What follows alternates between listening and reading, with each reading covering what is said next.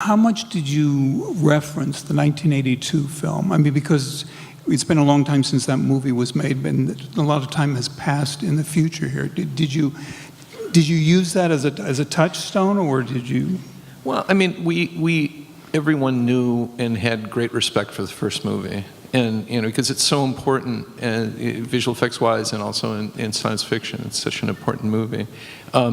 But we knew we were going to make a different movie. I mean, a lot of people have copied Blade Runner, and we knew that we really didn't want to do that. But fortunately, we had a brilliant director, a brilliant cinematographer to set the course. Yeah, and was there anything when you discussed this that you just thought, oh my God, I don't know how we're going to do that? Well, I mean,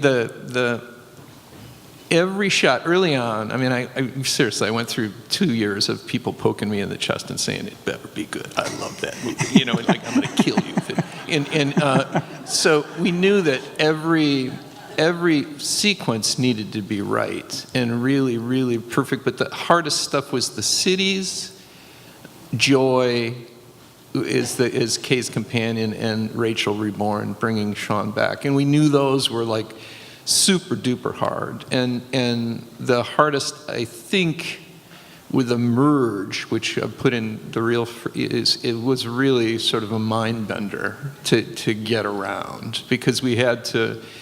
It started with bringing out Joy and establishing the rules of Joy, which we did early on when you first see her at Kay's apartment.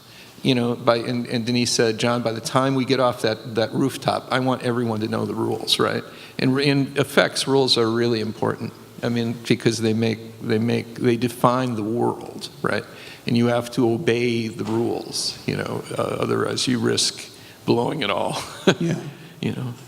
And I mean, because for me, one of the highlights is in the Las Vegas sequences, the holograms of Elvis and and Frank Sinatra. But I mean, aside from wrangling the legal rights for that, how difficult were those to work? Well, it was because for that, what we did is we got an Elvis impersonator who didn't look at all like Elvis, like not in the least, but he was really a great. He did the body motion really well, and we did that with Marilyn as well, and for Sinatra as well. But he really didn't look like Sinatra, and so. So we worked, but in the Sinatra scene, it was forgiving because it starts on his back and it comes around to his side, and the longest shot is the side shot, and we really, I think it was one of the last shots I approved for the movie, because it was trying to get Sinatra from the side shot right, and then ultimately we bought the close-up, which is the frontal close-up, so that Sinatra bit really was paid off with the real Frank, which is perfect for me.